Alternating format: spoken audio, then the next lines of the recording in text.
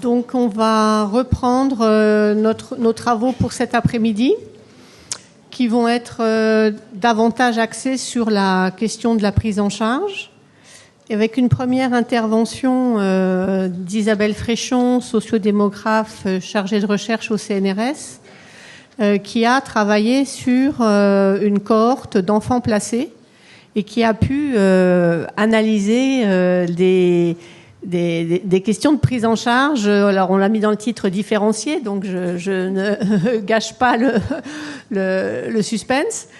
Entre garçons et filles, pris en charge en protection de l'enfance, avec cette question d'inceste qui n'est pas tout le temps la porte d'entrée dans le système de protection de l'enfance et qui n'est pas tout le temps non plus pris en compte dans la trajectoire de l'enfant. Je préviens tout de suite que cet après-midi, nous ne ferons pas de pause pour pouvoir privilégier de finir bien à l'heure, parce qu'on sait qu'il y a des gens qui ont des trains à prendre le soir. Et donc, voilà, prenez vos précautions, parce qu'on sera non-stop tout l'après-midi, avec deux séquences vidéo cet après-midi également, et une autre intervention d'un chercheur canadien qui est à l'université de Laval, et donc on sera en visioconférence avec lui. Voilà. Mais je vais dès à présent laisser la parole donc à Isabelle Fréchon qui va présenter ses travaux, et comme discutante Soraya Demoura-Frère, psychologue clinicienne et membre de notre conseil d'orientation scientifique et technique. Vous avez chacune un micro. Oui, bonjour. Oui, juste avant que vous démarriez, en prenant connaissance du matériel et de votre présentation, il s'agit d'une étude qui se base sur des données archivées. Alors, si vous voulez bien démarrer par cette question de pourquoi travailler sur des archives? Merci beaucoup. Merci de me donner la parole sur un sujet qui est en toile de fond de mes questionnements depuis des années. Alors effectivement, depuis l'étude dans laquelle je vais vous parler, qui a été réalisée en fait en 2009, depuis j'ai fait d'autres études où j'ai interrogé des jeunes qui étaient protégés, qui avaient entre 17 et 20 ans. On en a interrogé en tout plus de 1600, donc c'est beaucoup. Et on s'est interdit de poser des questions sur les motifs de placement suite, en fait, à une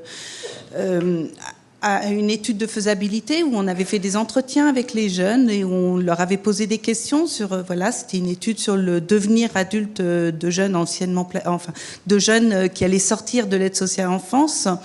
Et on leur a posé des questions sur les questions qui étaient importantes d'aborder et celles qu'ils n'avaient pas envie d'aborder. Et les motifs de placement restent quand même encore douloureux plusieurs années après. Excusez-moi, j'ai un chat dans la gorge. Et donc, on n'a pas ce questionnement-là. Plusieurs années après, c'est encore des questions qui sont extrêmement difficiles à aborder pour les jeunes. Alors, je vais vous parler en fait d'une étude qui a eu lieu décidément, je n'arrive pas à me sortir mon chat. Ce serait bien qu'il sorte. Voilà, c'est une étude qui a eu lieu en 2007 où on a reconstitué les parcours de prise en charge d'une cohorte d'enfants qui était née en 1985, qui avait comme seul point commun d'avoir connu au moins un placement au cours de leur enfance et ou de leur adolescence et d'être sortis après l'âge de 10 ans. Alors pourquoi après l'âge de 10 ans? Parce qu'il y avait des problèmes d'archivage. Donc on a lu les dossiers, à la fois les dossiers de l'aide sociale à l'enfance, des tribunaux pour enfance sur le plan civil et sur le plan pénal, pour recueillir en fait l'ensemble des prises en charge qu'ils ont pu connaître autant en milieu ouvert que en placement, donc de leur toute petite enfance jusqu'à leurs 21 ans. Ils avaient tous atteint 21 ans quand on a observé cette cohorte d'enfants. Il y avait donc 448 garçons et 361 filles. Et à chaque mesure, nous pouvions récolté les écrits, ce qu'il y avait d'écrit sur les rapports d'évaluation des familles, familiales, les rapports d'évaluation, et on pouvait avoir donc tous les motifs de prise en charge. Et c'est grâce donc à cette étude que nous avons pu avoir une première estimation du motif de première entrée en protection, où on voit que sur l'ensemble de la cohorte, quel que soit l'âge, 4% des filles et des garçons étaient rentrés parce qu'elles étaient, ils ou elles étaient victimes de violences sexuelles. À ce niveau-là, pour l'instant, on est encore sur quel qu'en soit l'auteur. Les garçons, 3%, les filles, 6%. Alors ça peut paraître peu, finalement, quand on est dans le contexte de la protection de l'enfance, et ceci est lié à plusieurs phénomènes. Le premier phénomène, c'est qu'on n'entre pas en protection de l'enfance parce qu'on a vécu des violences. C'est pas ça la porte d'entrée. La porte d'entrée, c'est d'être encore en danger si jamais, malgré le fait que les violences aient été révélées, que l'enfant soit encore en danger si on ne mettait pas en place une mesure de protection. Ça signifie quoi? Ça signifie qu'un enfant qui a été abusé, mais où par un des deux parents, par exemple, mais où le deuxième parent en a pris connaissance et a mis tout en place pour que ces abus cessent, dans ces cas-là, il n'a pas lieu d'être pris en charge par la protection de l'enfance. Donc ça, c'est un des premiers points qui fait qu'il y a finalement peu d'enfants qui rentrent par le fait d'avoir subi des violences sexuelles. Mais le deuxième fait, et qui est un fait qui est vraiment spécifique à cette forme de violence, la violence sexuelle, qu'on ne retrouve pas dans les autres formes de violence comme les violences physiques, les violences psychologiques ou les négligences, c'est le fait que les enfants souvent attendent d'être protégés pour révéler des violences, les maltraitances qu'ils ou elles ont subies et peut-être qu'ils subissent encore, par exemple, lors de retour le week-end ou pendant les vacances. Donc, c'est ce qu'on appelle les révélations de maltraitance en cours de placement. Et vous voyez que 16% des enfants, 25% des filles et 8% des garçons ont révélé des maltraitances sexuelles une fois qu'ils étaient protégés. Ça nous donne un taux de victimisation de 31% pour les filles et de 12% pour les garçons, quel qu'en soit l'auteur. Et ce qu'on voit, c'est que l'âge moyen de la révélation est plus jeune pour les garçons que pour les filles. Donc là, il est d'environ 12 ans pour les garçons, il est de 15 ans pour les filles. Alors, c'est vrai que ce matin, il y a beaucoup de propos qui ont été éclairants sur cette question, notamment sur le fait que peut-être que les garçons subissent plutôt dans le plus jeune âge et après moins.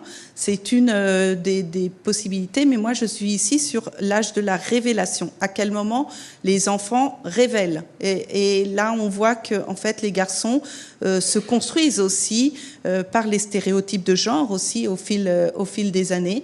Et peut-être que leur fenêtre de parole est plus courte, en tout cas dans l'enfance. Mais pour l'instant, je vous ai parlé en fait des propos des enfants qui subissaient des violences sexuelles, quel qu'en soit l'auteur. Et donc, pour aujourd'hui, j'ai repris en fait tout le travail que nous avions fait sur cette étude, parce qu'on n'a jamais sorti de chiffres sur l'inceste à proprement parler. Pourtant, on avait bien à chaque fois les données sur les auteurs de violences, mais on ne les a jamais sortis. Alors je me suis même posé la question, mais pourquoi finalement? Surtout que ça faisait vraiment partie des questionnements qu'on avait dès le départ. Pourquoi on n'a jamais sorti et distingué l'inceste des autres formes de violence sexuelle? Alors, à mon avis, il y a deux niveaux d'invisibilisation, même nous, en tant que chercheurs, ça nous arrive. D'une part, parce qu'on a repris les formes de violence et la définition des violences de l'OMS. et donc dans ces formes de violence et violences sexuelles ne distinguait pas les violences d'inceste des autres formes de violence, mais aussi parce que, comme je vous l'ai dit tout à l'heure, dans la loi, l'inceste n'apparaît pas, le terme d'inceste n'apparaît pas pour protéger un enfant.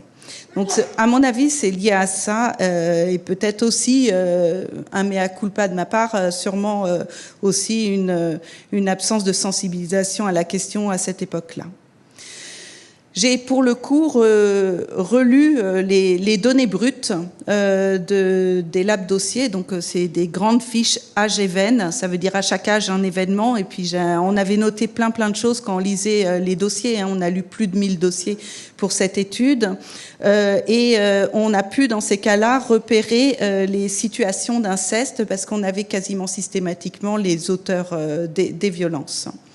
Et ce qui apparaît assez rapidement, c'est que pour les filles, les situations laissent peu la place au doute. C'est-à-dire qu'on voit très bien qu'elles ont été victimes de violences sexuelles. C'est noté ainsi. Alors, il faut toujours avoir le bémol. Moi, je suis en train de lire des propos de professionnels de la protection de l'enfance, et c'est ce qu'ils ont bien voulu laisser comme trace écrite dans les dossiers. Pourtant, pour les garçons, les choses sont beaucoup plus complexes. Les situations, en fait, vont mêler un repérage où il y a une sensation qu'il y a quelque chose qui va pas et qui est écrit par des faits, par des mots, MAUX, mais où on ne sait pas trop si l'enfant est témoin, et si l'enfant est auteur d'agression sexuelle ou si l'enfant est victime. Et donc il y a un grand mélange dans les propos écrits qui sont plus compliqués à repérer. Alors, en m'appuyant sur les travaux déjà réalisés sur cette question-là, et notamment sur ceux qui ont travaillé sur les agresseurs incesteurs, j'ai voulu reprendre plutôt ce contexte le contexte familial incestueux. Est-ce que l'enfant, fille ou garçon, a vécu dans un contexte familial incestueux plutôt que est-ce qu'il a été victime d'inceste, toujours pour essayer de comprendre comment les professionnels eux-mêmes essayent d'aborder et d'écrire un peu ce qu'ils ressentent dans les situations. L'autre point, c'est que, comme on avait fait aussi une série d'entretiens à cette époque-là, et notamment on avait posé cette question sur les violences sexuelles chez les garçons, et que beaucoup de propos étaient de ce type, c'est-à-dire mais les garçons, ça va pas forcément se révéler de la même manière. Quelquefois, on découvre que les garçons ont été abusés sexuellement parce que eux-mêmes ont abusé plus tard. Donc c'est avec cette idée-là que je vais essayer de vous donner quelques repérer un petit peu justement ces filles et ces garçons qui ont été victimes d'un contexte familial incestueux, c'est-à-dire soit ils ont été repérés comme victimes directes, mais aussi comme victimes indirectes ou agresseurs sexuels. Et là, je vous mets quelques exemples de victimes indirectes qui, justement, font partie un petit peu des notes qu'on prend à côté, mais qui n'ont aucun, je dirais, qui ne peuvent pas permettre de motiver une prise en charge. Donc, dans nos premiers propos, on les avait pas, dans nos premières analyses, pardon. Par exemple, c'est quand la sœur révèle des attouchements sexuels par son père, ou un beau-père incarcéré pour inceste sur sa sœur.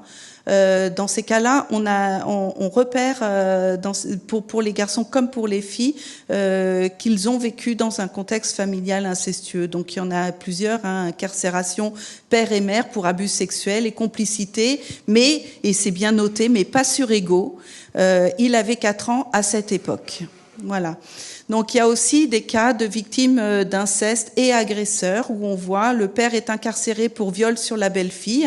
C'est ce qu'on voit dans le dossier quand Ego a 11 ans. Et le garçon a 11 ans, pardon.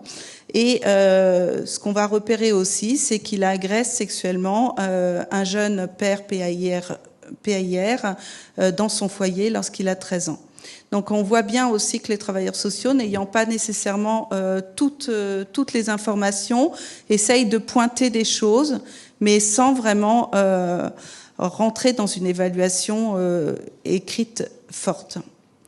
Alors avec cette manière de voir les choses, on voit que 25% ont été touchés par des violences sexuelles et 18% ont vécu dans un contexte familial incestuel. Et dans ces 18%, vous avez 25% de filles et 11% de garçons. La grande différence entre les filles et les garçons, on le revoit bien ici, c'est qu'elles sont quasiment toutes, pour les filles, victimes directes. On n'a pas, ou très peu de victimes dites indirectes, ou en tout cas ce n'est pas noté, c'est aussi ça. Alors que pour les garçons, on voit qu'en fait ça va se mêler un peu de tout, c'est-à-dire il y a les victimes directes, il y a les victimes indirectes, il y a les victimes directes agresseurs, non agresseurs, et donc en fait on voit que c'est un mélange et c'est beaucoup plus flou pour les garçons que pour les filles. Et parce que j'ai pas su quoi en faire, je vous avoue. On a quelques cas d'enfants qui ne sont uniquement que repérés comme garçons agresseurs sur un membre de la famille. Et là, je les ai aussi inclus comme victimes de violences sexuelles intrafamiliales. On pourrait en rediscuter là-dessus. Donc, en tout, en fait, les garçons victimes directes, il y en a 6%. Il faut y ajouter 4% de victimes indirectes et 1% d'agresseurs sexuels, ou en tout cas évalués comme agresseurs sexuels uniquement. Mais au total... Pardon ? Quelles sont vos motivations pour les inclure dans les victimes ? Parce qu'on est dans un climat familial incestuel, et donc effectivement, c'est plutôt des garçons qui ont agressé sexuellement des sœurs ou des frères. Et je n'ai pas les moyens de savoir s'il y a eu d'autres choses qui sont invisibilisées. Là, on est vraiment dans cette notion de climat familial incestuel. Voilà. On fera les questions après, peut-être. S'il vous plaît. Alors, qui sont les auteurs ? On en a parlé beaucoup ce matin. Pour les filles, c'est clairement 8 cas sur 10, c'est soit le père, soit le beau-père. Pour les garçons, c'est le père qui revient souvent, mais aussi la mère et le frère. On a aussi quelques cas où on n'a pas vraiment, on peut pas repérer un seul auteur et où on voit bien que c'est quelque chose beaucoup plus complexe de climat incestuel, familial et donc c'est plusieurs auteurs le plus souvent et de temps en temps c'est pas noté.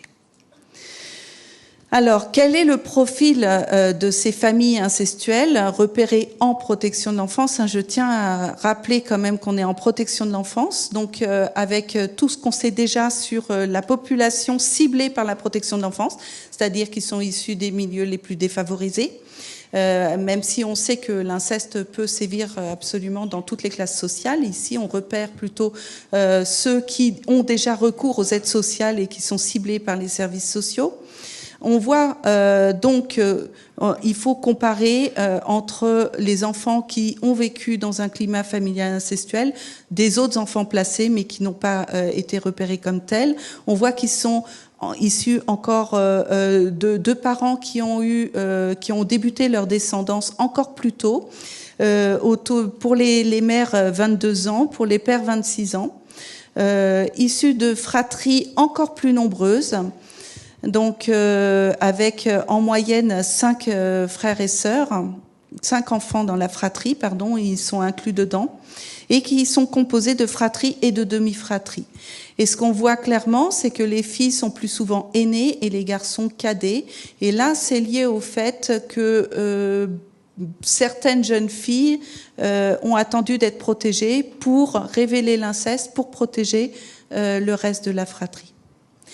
Une chose vraiment importante et où j'ai pas entendu ce matin, on pourrait aussi en rediscuter, c'est le fait que pour les garçons victimes d'inceste, souvent on repère aussi les violences conjugales, ce qui est moins le cas pour les filles, mais qui est quand même assez important pour les garçons.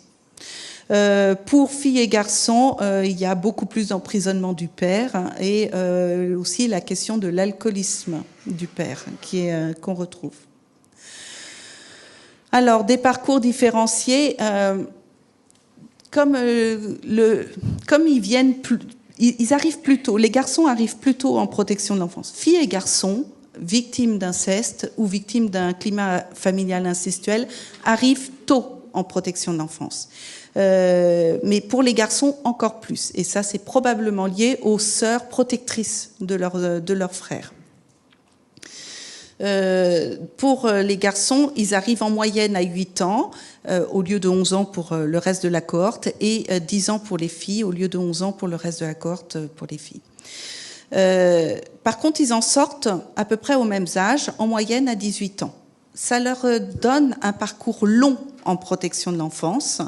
Et pour les différences entre filles et garçons qu'on voit, c'est que les garçons ont plutôt des parcours longs en institution, alors que ils ont aussi des parcours longs en famille d'accueil plus que les autres, mais on les voit plus en institution que les filles. Et toutes choses égales par ailleurs, je dirais, ils ont des parcours beaucoup plus chaotiques avec de nombreuses ruptures de lieux de placement qui sont clairement liées aux problèmes de comportement qu'ils peuvent poser, et notamment parce qu'il y a justement ce lien avec les agressions sexuelles. Et une agression sexuelle, quand elle est notée dans un dossier, c'est souvent pour motiver un changement de lieu de placement. C'est pour ça qu'on l'écrit. Ils ont quand même, alors que ce sont des enfants qui sont victimes d'inceste, un tiers d'entre eux ont eu des retours en famille suivis d'un replacement. Et il n'y a pas de différence avec le reste de la cohorte. Eux aussi retournent en famille, il y a des risques. Et les fratries sont beaucoup plus souvent séparées. Et là, Hélène Romano en a parlé ce matin et ça m'a bien parlé, parce qu'on voit que pour les garçons, on va souvent séparer la fratrie. Alors, les expressions du mal-être, les fameux mots MAUX, des jeunes sont différents pour les filles et les garçons. Pour les filles, clairement, ça va être on va repérer les tentatives de suicide, et notamment les multiples tentatives de suicide, et ce qui induit des séjours en psychiatrie qui sont repérables dans les dossiers. Il y a des problèmes de comportement, mais ces problèmes de comportement n'induisent pas un changement de lieu de placement, comme c'est le cas pour les garçons. Pour les garçons, on repère effectivement plus de tentatives de suicide, mais beaucoup moins que pour les filles. Est-ce à dire qu'il y en a moins, ou est-ce à dire qu'elles sont moins écrites? C'est toujours une question où je n'ai pas la réponse. Et eux, on va les repérer beaucoup plus sur les problèmes de comportement, dont les délits. Et aussi, l'autre point important, ce sont les maladies chroniques et les déficiences intellectuelles qui mènent à un placement en établissement de type IME. Et c'est quand même 3 cas sur 10, donc c'est quand même beaucoup. Alors, est-ce qu'ils ont un suivi psy s'ils ont été repérés comme victimes d'inceste? C'est compliqué, ça va dépendre du lieu où ils vont être. En tout cas, c'est loin d'être systématique.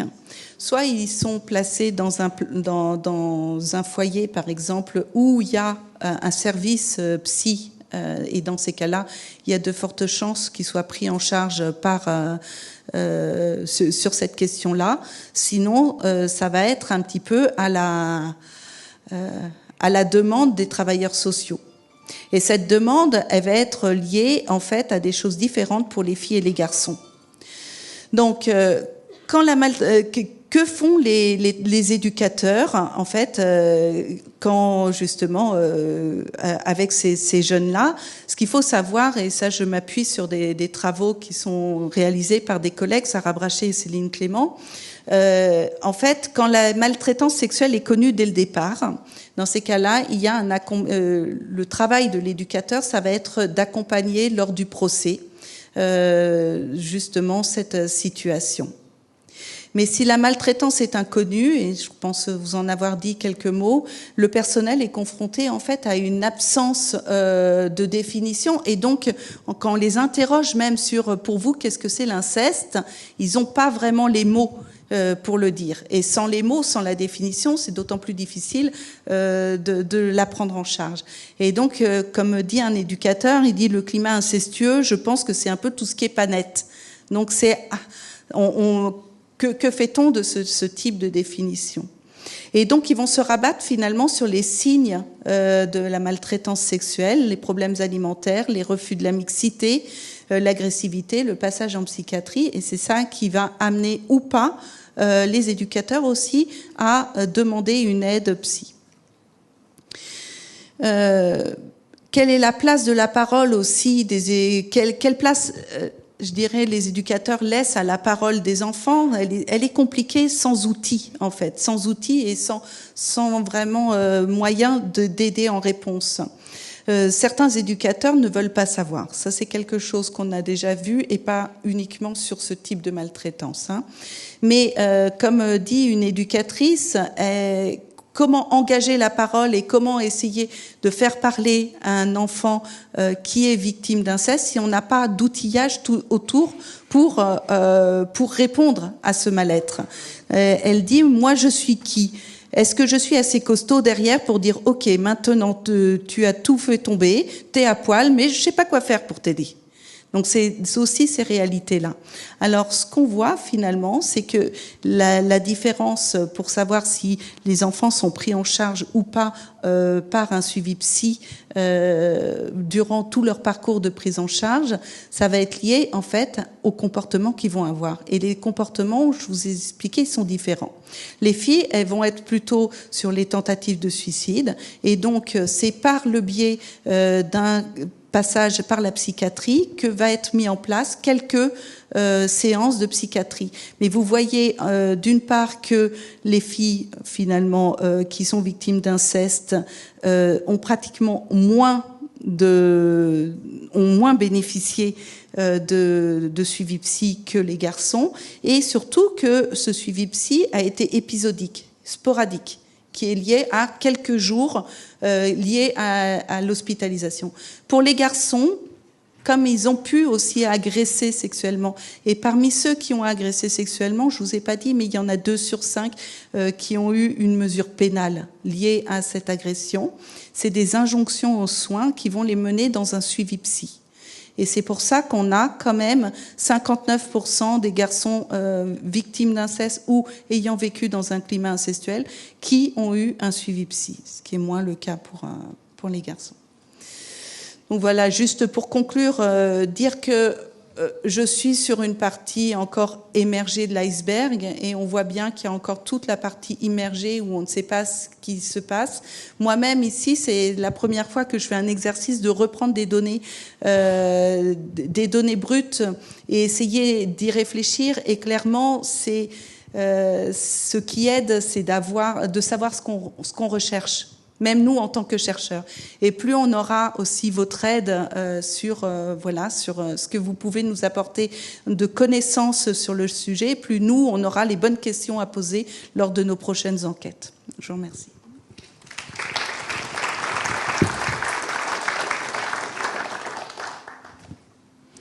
Je vous remercie également pour cette riche et très intéressante présentation, d'autant plus que je pense que dans le public, il y en a un certain nombre de professionnels.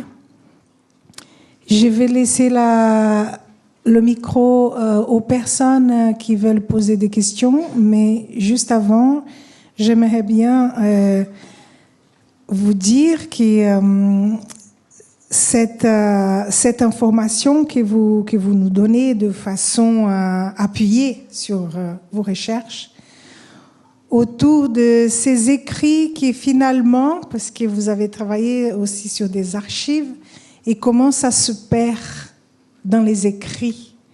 Et c'est quelque chose qui, dans la pratique, on le voit quand on est sur le terrain.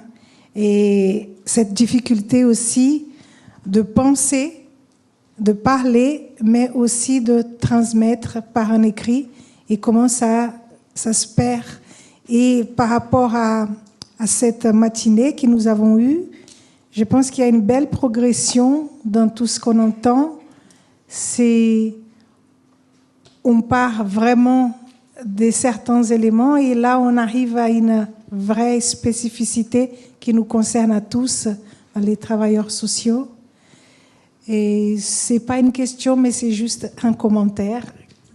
Si vous voulez rajouter quelque chose, je vous donne la parole et après on passe aux questions du public.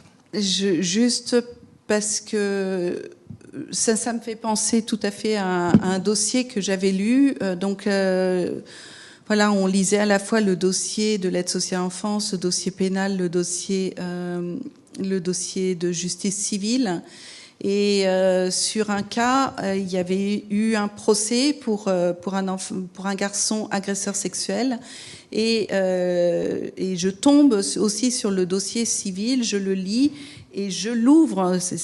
Et il y a une feuille qui tombe et sur cette feuille, il y avait toute la réponse.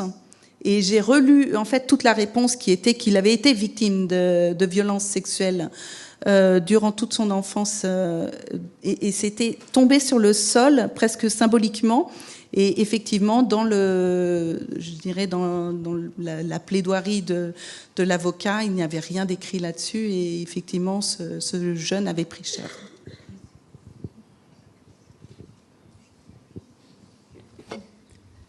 Est-ce qu'il y a des questions dans la salle sur ce sujet-là? Oui. Mais il y a la question que je vous posais pas au bon moment tout à l'heure, au sujet de la différence d'âge de l'enfant agresseur sur son cadet ou sa cadette. Bon, à la limite de ce qui apparaît de votre travail, vous n'êtes pas rentré dans cette précision-là. Si, peut-être. J'avais pas compris votre question tout à l'heure. La différence d'âge, on peut pas la voir en fait dans les écrits parce que ça c'était pas si clair que ça. Nous, on a l'âge à la révélation. D'accord. Et on avait noté à l'époque, est-ce que c'est une maltraitance passée ou une maltraitance encore présente, ou les deux. Donc, je revenais pas au dossier papier lors de cette évaluation, mais à ce que j'avais déjà recueilli. Donc, il y a déjà eu un filtre à ce moment-là. Et je n'ai pas l'âge. D'accord. Voilà, où ça nous avançons passé. Beaucoup parce que nous apercevons, à mesure que nous approfondissons ce sujet terrible, que nous sommes à des doses très très différentes, bien sûr, les uns des autres, à la fois auteurs et victimes. Tout le monde n'est pas auteur, et là, on est vraiment sur l'observation. Moi, je pense que ça fait vraiment écho à ce que j'ai entendu ce matin, c'est-à-dire c'est comment on interprète les choses aussi, et effectivement, on va voir. Voilà, il faut lire, il faut reprendre les dossiers là. Vraiment, il faudrait refaire cette étude, elle a été faite en 2007. Les enfants ont été pris en charge entre 1985 et 2007. Est-ce que les choses ont évolué? Voilà, c'est un peu la question qu'on peut se poser. Je sens que nous les faisons évoluer aujourd'hui à grands pas. Merci, madame. C'est des questions qu'on s'est posées quand on a préparé ce colloque, parce qu'on s'était dit qu'en protection de l'enfance, pour y avoir beaucoup travaillé, et je retrouve des collègues dans la salle, la question de l'inceste est rarement en première ligne dans les motivations de placement, est rarement évoquée même dans les réunions de synthèse.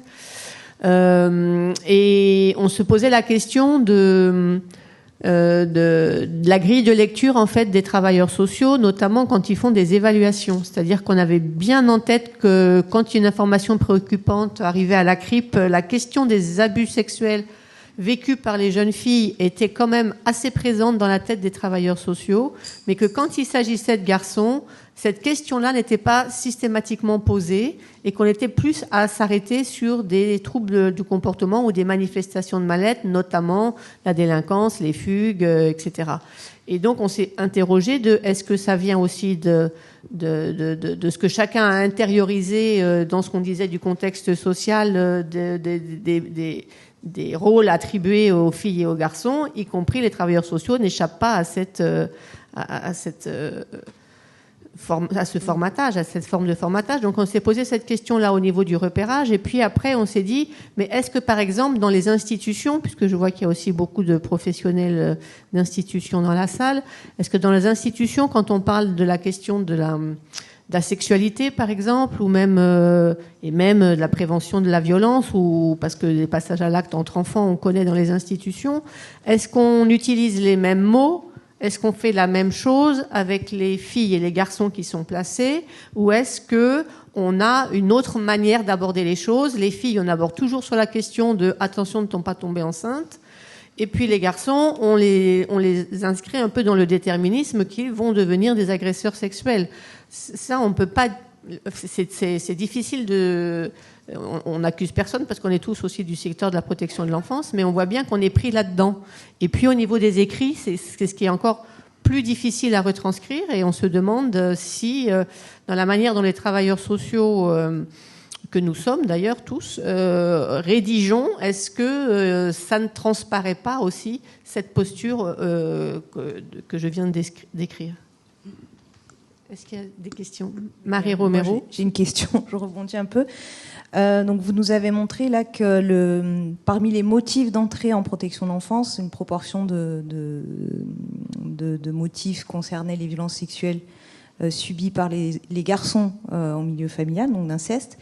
Est-ce qu'en cours de placement, puisque vous avez su toute une cohorte d'enfants donc tout au long du parcours, vous avez pu mesurer, en tout cas avoir une idée des révélations qui pouvaient être faites a posteriori, après le placement ou en cours de placement, et de voir comment ça se passe dans ces configurations-là, qui est encore autre chose, qui peut être un mineur d'ailleurs qui a été placé pour d'autres raisons, qui va révéler à l'occasion d'un placement des violences sexuelles incestueuses, ou alors un mineur qui a subi des violences sexuelles incestueuses qui va révéler sur d'autres membres de la famille, etc. Voilà, une question par rapport à ça. Merci. Oui, en fait, c'est lié donc aux révélations. Selon les révélations, est-ce que ça a amené une autre forme de mesure ou pas? En fait, c'est ça, parce que on a a connu au moins une fois un placement ou une prise en charge motivée par les violences sexuelles, etc. Là, je vous l'ai pas mis, donc je suis en train de rechercher mes chiffres. On en a, mais de mémoire, il y en a vraiment pas énormément. C'est-à-dire qu'on va avoir une révélation qui n'est pas motivée par une nouvelle mesure. En fait, c'est pas la révélation qui motive une nouvelle mesure. La nouvelle mesure va être plutôt motivée par un problème de comportement, plutôt que et j'essaye de trouver mon chiffre, mais Alors en attendant, on a deux autres petites questions. On vous laisse chercher vos chiffres. Il y a une première là, puis après. Oui, moi c'est pas une question, mais c'est juste quand même un commentaire. Je pense que pour être un petit peu dans le sujet, je crois qu'on doit aussi interroger nos représentations de ce que c'est qu'être victime. Et ça, c'est un point important, parce que si on se réfère à la théorie de Porges, qui est la théorie polyvagale, qui montre comment, dans notre organisme neurobiologique, on a des routes du système de stress autodéfense, eh bien, selon les types de frayeurs auxquels l'enfant est exposé, il va tantôt s'immobiliser, et là, effectivement, il va se passiver, son cerveau va déclencher un ensemble d'ordres neurobiologiques de sidération et de figement pour se bloquer. Mais on a aussi des systèmes stress quand l'enfant est apeuré qui vont mobiliser en fait la route sympathique pour se défendre par le comportement agressif et d'attaque. Et je veux dire par là, c'est que ce que nous observons chez ces enfants, adolescents, garçons qui ont des comportements hétéro-agressifs externalisés, sont des comportements qui doivent laisser suspecter un vécu d'enfant victime en frayeur. Et c'est très important, en fait, de sortir de l'idée que la victime est passive et soumise et que le bourreau est dominant et actif. Parce que cette polarité actif-passif vient en fait brouiller notre lecture véritablement du sujet. Le sujet, en fait, c'est la question de la sécurité et de la frayeur. Et ça, je pense en fait que c'est un élément qui n'a pas été beaucoup travaillé. Je pense aussi que, pour vous poser une question, si j'ai bien compris, ce que vous avez évoqué dans vos travaux, c'est qu'un garçon qui rentre en puberté avec un comportement d'agression sexuelle au sein de la fratrie, ça peut suspecter un environnement familial incestuel. Est-ce que c'est ça que j'ai bien compris? C'est là où je me suis posé des questions, effectivement. Oui, J'étais toute seule face à mes données et je les ai prises dedans. Je pense que c'est un point important. D'ailleurs, je suis en train de préparer un article là-dessus. Je crois en fait que ce que j'observe, c'est que quasiment 100% des, je dirais pas des centaines, je sais pas combien j'en ai vu, de mineurs auteurs ont des parcours de traumatisation complexes. Ils ont des parcours d'enfants effrayés. Ils arrivent, ils sont comme des cloches, ils n'ont plus de cognition, ils n'ont plus d'émotion, ils n'ont plus d'affection. Ils sont débilités, comme le dirait un petit peu Porges dans son processus. Quand le cerveau est trop exposé à la frayeur développementale, il ne se réveille plus. Et là, c'est un élément important les tentatives de suicide, l'obésité, la déficience intellectuelle, les comportements suicidaires chez l'enfant.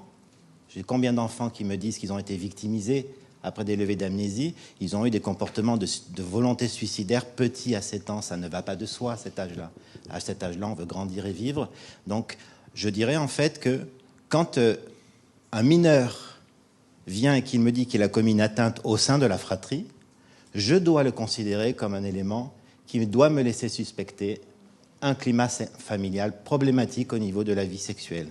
Ça me paraît important, effectivement, et c'est pourtant encore des choses qu'on ne systématise pas dans notre regard pour avoir des niveaux d'alerte, finalement, à quel type d'exposition cet enfant a été confronté. Une dernière question, peut-être? Après, il y en a une autre. Okay. J'ai été frappé dans vos chiffres qu'il n'y a pas... Vous avez marqué tentative de suicide, troubles du comportement, mais pas les comportements sexuels problématiques qui ne sont pas forcément des agressions et qui évidemment en dérivant peuvent aller jusqu'à la prostitution dans les services de protection de l'enfance. Et la deuxième chose, c'est les mesures de protection en elles-mêmes, puisqu'on sait bien que certaines visites médiatisées, on l'a déjà dit, il faut le redire, peuvent être l'occasion de revictimisation devant les éducateurs. Alors, une question? Alors, moi, je pense que c'est plus une remarque. Donc, moi, je suis directrice d'un service d'AEMO spécifique qui prend en charge des mineurs victimes d'agressions sexuelles. Donc, dans le cadre de la protection de l'enfance, et effectivement, votre étude, elle est très intéressante parce qu'on voit aussi la difficulté de repérer aussi dans les écrits des professionnels ces données. Et ce qui ne nous surprend pas parce que nous qui travaillons beaucoup en co-intervention avec les services de l'ASO où il y a le placement de l'enfant, on voit combien il est important de pouvoir avoir une lecture très spécifique. Et ce que relève Samuel, dans les institutions, les professionnels ne sont absolument pas formés à ça et ils passent à côté de situations parce qu'on se tient beaucoup à ce que montrent les jeunes, donc des comportements à risque, etc. Et on essaye de trouver des solutions à ces comportements à risque sans se questionner sur c'est quoi derrière tout ça. Et effectivement, la plus-value dans le cadre d'une mesure d'AEMO spécifique, c'est justement de pouvoir avoir un temps pour l'enfant, de pouvoir l'aider à comprendre dans quoi il est pris, de pouvoir aussi travailler ça aux côtés des professionnels qui le prennent en charge dans le quotidien, parce que c'est très compliqué d'être à la fois dans le quotidien, d'accompagner sur le plan de tout ce qui se passe au niveau de l'inceste, et de pouvoir être efficace aux côtés de l'enfant, parce que vous faites référence à des suivis psychologiques, mais moi ma question c'est, ok ce suivi psychologique, mais de quoi il traite ? Parce que souvent, le suivi psychologique, on voit aussi que ça veut dire qu'il faut des équipes formées, et malheureusement, il y en a trop peu. Et on voit là aussi des carences, et justement, toute cette idée de former les professionnels, elle est fondamentale aujourd'hui. Je suis entièrement d'accord avec vous, j'ai pas grand-chose à dire. Pour les suivis psychologiques, clairement, moi j'ai pris à partir du moment où ils ont eu un suivi psychologique, je pouvais plus faire le lien. Hein, c'est déjà de montrer, alors qu'on avait travaillé, cette étude a été réalisée aussi avec une équipe de psychologues. Donc on était à 2 à travailler là-dessus, qui repéraient bien dans tous les dossiers s'il y avait eu un suivi psychologique et de quel type il était, etc. Donc on a déjà des données pas mal, disons plus précises que dans d'autres enquêtes, et on voit quand même qu'il y a encore une proportion très importante de jeunes qui n'ont juste pas eu de suivi psychologique. Alors effectivement, après, qu'est-ce qu'il y a dans le suivi psychologique? C'est une vraie question. Pour le comportement sexualisé, c'est effectivement quelque chose qu'on n'a pas noté, mais c'est de notre faute quelque part. Au bout d'un moment, voilà, on essayait de noter les redondances dans chaque dossier. On aurait pu prendre aussi cette redondance et ça n'a pas été fait. S'il y avait une autre enquête qui devait être réalisée, je pense qu'il y aurait plein de choses qu'on pourrait repérer. Encore une fois, quand on sait ce qu'on recherche, c'est toujours plus simple que voilà, quand on est dans cette différence, enfin je dirais un peu dans de l'exploration. On était dans une enquête un peu exploratoire. Et puis pour vous répondre tout à l'heure, en fait, parmi les garçons qui ont vécu dans une famille, dans un contexte familial incestuel, 18% seulement ont eu une mesure de protection liée aux abus sexuels. 18%. Les filles, 41%. Voilà. Donc c'est pas ça qui motive, encore une fois, la prise en charge. C'est important. Ce sont des données très importantes. Merci beaucoup. Socialement, ça va plus comme de soi qu'une jeune fille victime va être suivie. Socialement, on accepte plus l'idée qu'une fille qui a été victimisée et pour laquelle cette histoire de victimisation est explicite, elle va avoir accès à un parcours de soins et le garçon beaucoup moins. Ce qui veut dire que finalement, la dynamique de la culture et de la transmission de l'agression va se perpétuer beaucoup plus parce que forcément, elle aura moins été accompagnée à travailler cette question-là. Je veux dire par là, c'est qu'en fait, il y a comme une sorte de tolérance implicite que les garçons peuvent être naturellement plus violents et c'est comme une sorte de paradigme souterrain qui vient organiser le social et qui vient questionner l'idée qu'on aurait une tolérance un peu plus forte vers l'expression de la violence externalisée chez les garçons. Et cette observation n'est pas juste une hypothèse de ma part. Il y a de nombreux travaux en éthologie, notamment, qui étudient le comportement des garçons et des petites filles en école maternelle et en crèche, qui montrent que les intervenants sont beaucoup plus tolérants et laxistes à réprimander le comportement agressif ou offensif, intrusif des petits garçons que des petites filles. Et donc, on voit aussi qu'on a là une culture de la violence qui permet effectivement de plébisciter l'idée qu'un garçon est naturellement plus dans la violence. Et je crois en fait que la démonstration est faite quand on voit qu'on laisse moins l'accès à un parcours de soins à des petits garçons, à des jeunes garçons dangereux. Ben effectivement, ils risquent d'être plus dangereux adultes que si on a... Alors, mes données vont dans le sens inverse. Je vous les remets parce que c'était un peu la surprise, en fait. Hein, mais en gros, les garçons qui ont vécu dans un climat familial incestuel, c'est 59% qui ont eu un suivi psy, contre seulement 36% des filles. Alors que les filles ont été beaucoup plus victimes directes. Donc, elles sont beaucoup plus silencieuses aussi, elles posent pas de problème. Et comme, en fait, ce qu'on voit, c'est qu'on va commencer à prendre en compte le suivi psy par le fait de poser problème aux éducateurs, parce qu'ils ne savent plus quoi faire avec. Si la fille ne pose pas de problème, elle n'aura pas nécessairement de suivi psy. En tout cas, dans le contexte de la protection de l'enfance. Et vous avez parlé aussi que ces suivis psy étaient souvent des injonctions de soins ordonnées par les juges, ce qui est différent de la demande. Ça arrive tard aussi, et ce n'est pas la demande forcément du jeune. Oui. On va peut-être arrêter là parce que... Juste un mot sur le suivi psy dont vous parlez, qui est étonnamment élevé. Il est quand même sur le contrôle du comportement essentiellement. Et donc c'est un surveiller, punir si on veut. Et ça n'est pas une prise en charge du trauma sous-jacent, puisqu'il faut souligner les enseignements sur le psychotrauma, c'est assez récent. Les mises en place de praticiens formés, c'est encore plus récent. et ça demande encore à être travaillé en plus. Donc là, voilà, hein, c'est tout ce que je veux dire. Merci. Non, mais on est tout à fait d'accord pour collaborer à une nouvelle recherche et on vous donnera toutes nos questions et on pourra comme ça avoir de très bonnes réponses. Merci beaucoup à vous.